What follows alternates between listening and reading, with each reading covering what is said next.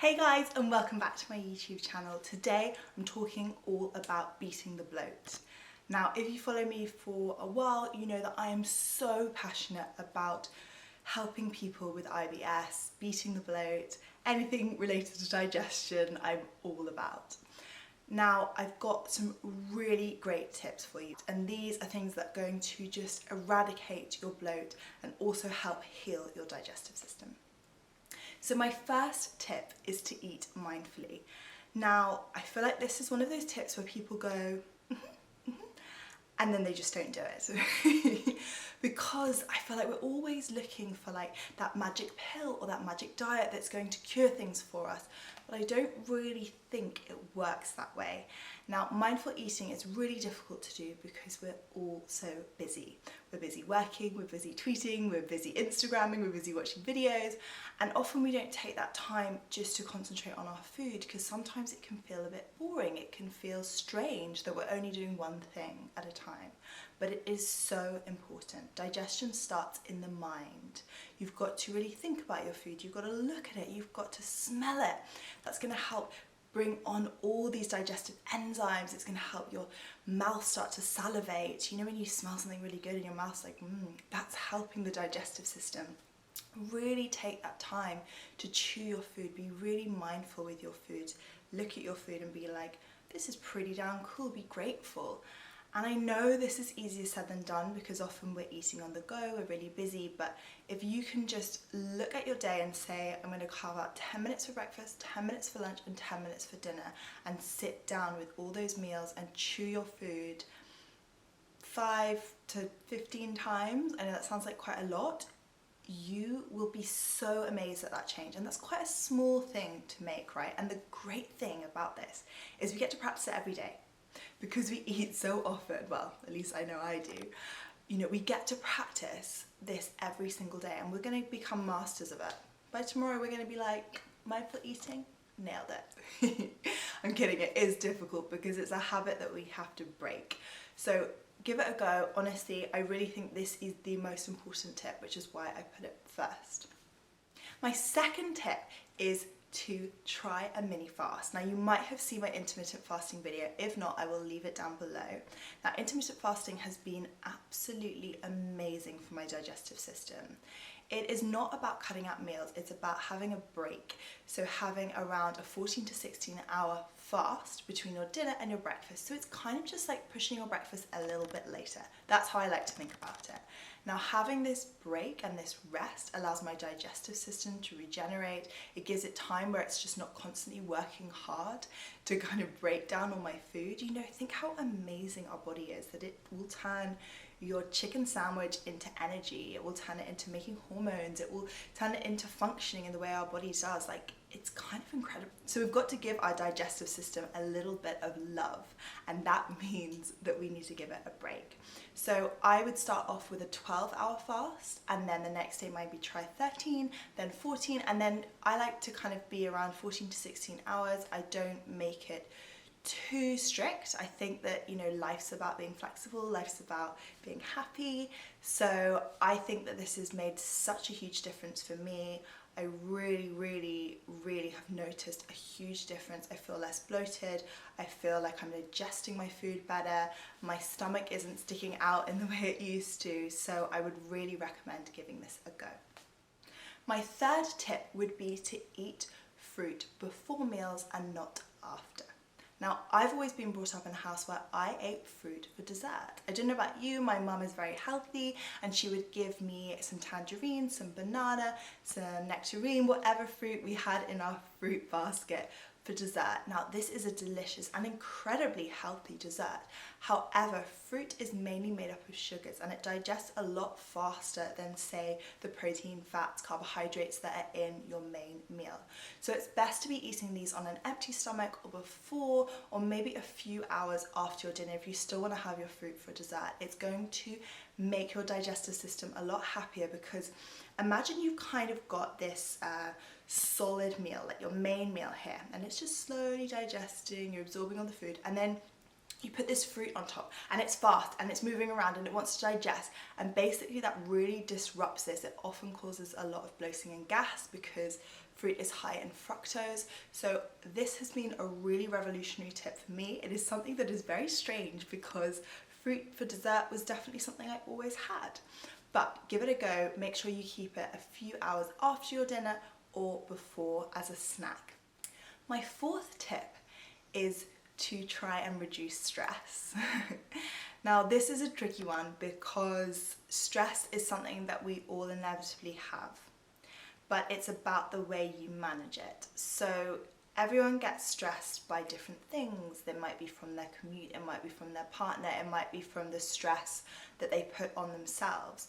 But there has to be healthy ways of coping with it. Now we know that our gut is our second brain, and we've known this forever, right? You fancy a guy or a girl and you get those butterflies in your stomach, or before an exam you feel really nervous. It's so interconnected. There are so many nerve endings coming down into our digestive system. So we need to treat the gut with respect. When we're feeling really stressed, it's probably not the right time to eat. And we really want to think about reducing our stress levels before we try and eat something, because our body is not going to break it down in the same way it would as when you were in a restful state. So they call it rest and digest is the state that we want to be in when we eat. Now, things that have helped me manage my stress are writing things down. I like to write a diary in the evening of everything that's going on in my head. It kind of just like lets it all flow out, and then I will kind of feel a little bit more like, oh, there's a weight off my mind, I can sleep better.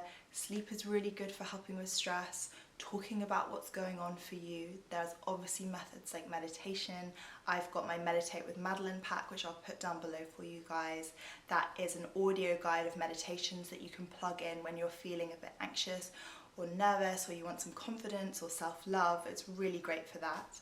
Things like yoga, or just getting out in nature, going for a walk, painting, drawing, making clay pottery. Really, it's anything that gets you out of your head. And I think we've got a lot of stigma around, you know, the best thing to do is meditate and be like, but you know what, if that's really not connecting with you, then find a different method of getting out of your head.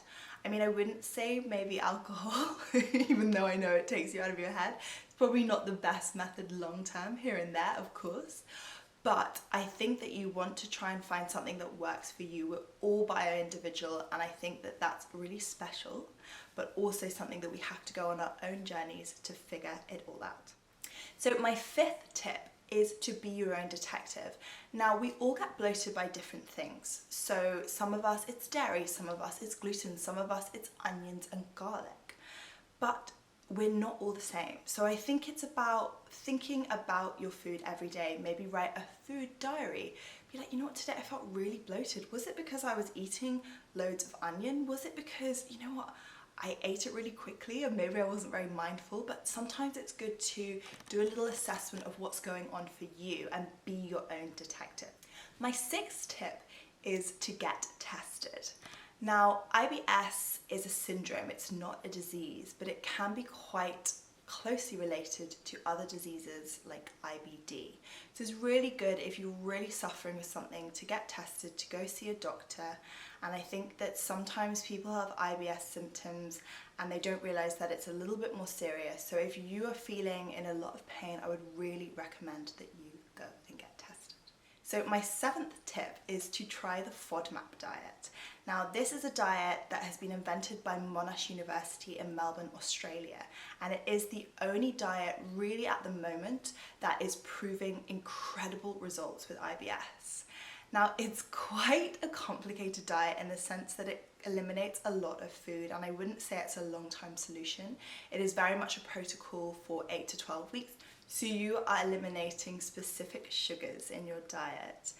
And it is a little bit complicated, and I won't go into it totally in this video. If you'd like me to do a specific FODMAP video, let me know in the comments down below, because it will take a full video to explain it all, but it is something worth looking into. If you are someone that has tried being gluten-free, you've tried dairy-free, you've tried this, you've tried that, this has showed amazing results. It's about a 75% success rate, which is really incredible. incredible.